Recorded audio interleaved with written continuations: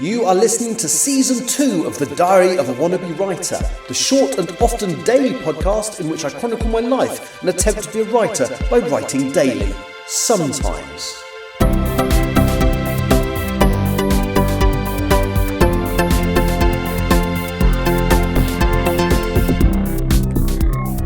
Hello, today is Wednesday the 2nd of July 2025 and you're listening to The Diary of a Wannabe Writer, and thankfully today I did not repeat yesterday and achieve nothing. In fact, I've done alright. So a couple of things I want to very quickly talk about, and the reason why I want to talk about it very quickly will become apparent even though I've just wasted 10 seconds on that bit of waffle. So firstly, I got up early this morning, I walked into town quite early, I sat in a coffee shop and I did loads of work on the next couple of chapters of Empress of the Trees. Now, I haven't signed anything off, but I did read through 37 again, which I think is ready to sign off, so my plan is to do that tomorrow, and 38 and 39. Now, my original plan was to sit in town most of the day. However, I got an email saying that something was being delivered. In fact, I got the email inside the window which it was due to be delivered, but I got home before it turned up, so that was good. It was another classic space Lego set.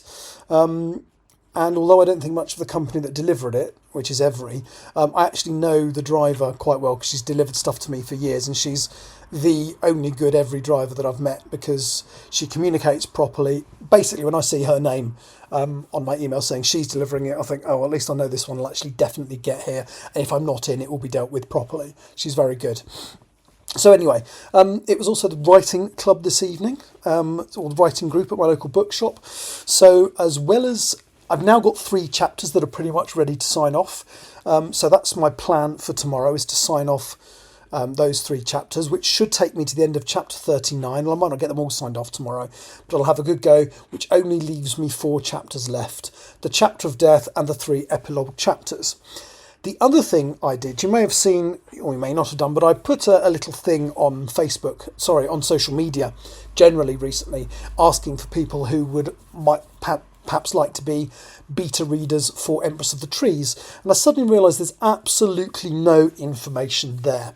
So I've written myself a little script and recorded a 4-minute video requesting people that might be interested, telling them what it's about. It's not the final signed off version of the video. I walked around a park with loads of trees in the background because it seemed vaguely appropriate, and recorded the audio using my phone, and I've got like an auto cue app for it. So I'm going to play you that recording now. Tell me what you think. It's like a request for people who might be interested in Empress of the Trees. I would love some feedback on whether you think it's any good or not, or too long, or doesn't give enough information, or makes it sound dry, or whatever.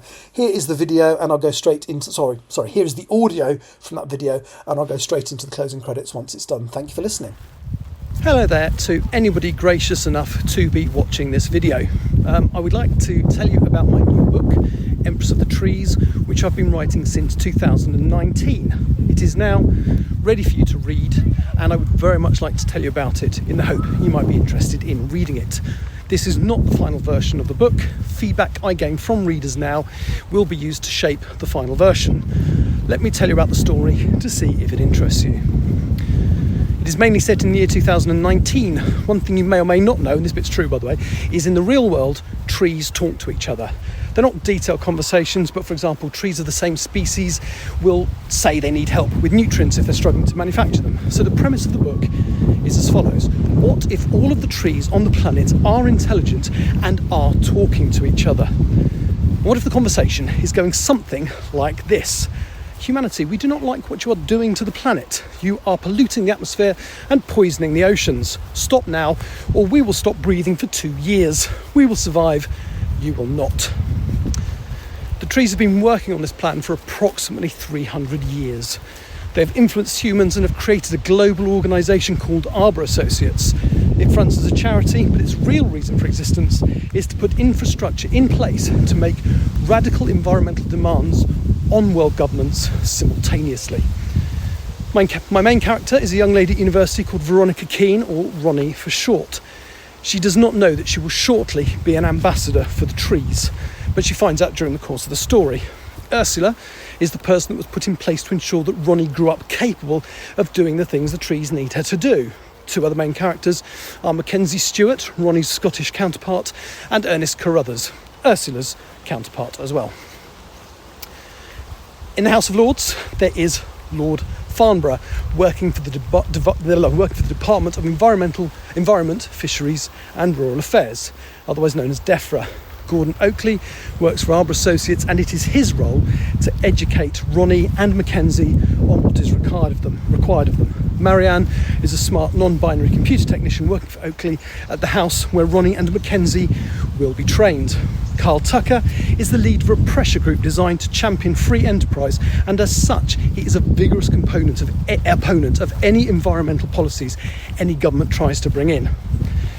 Adrian Vickers is a young private in the army, one of many soldiers tasked with providing security and protection to Ronnie and her associates.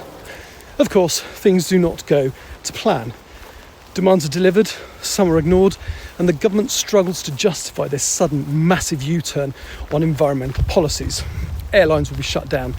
Petrol will be made so expensive nobody can afford it, and Carl Tucker is planning to turn his pressure group into a political party with one aim: to get rid of a government that is trying to force in radical environmental policies that did not appear in their manifesto. Meanwhile, the trees are watching in fascination as humanity turns upon itself. It is a long book. It comes in at approximately 270,000 words, which is about 650 printed pages. It has been a joy to write, and I would really value your feedback to shape the final version. If you're interested, please email me via the email address in the notes for this video. Alternatively, please use the social media platform you're viewing this on to send me a direct message or forward it to somebody you think might be interested.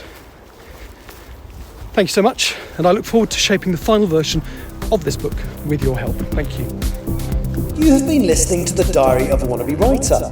For more information about what I'm writing, go to linktr.ee/Richard Writes, capital R, capital W, where you can find details of my website and social media. I may see you there.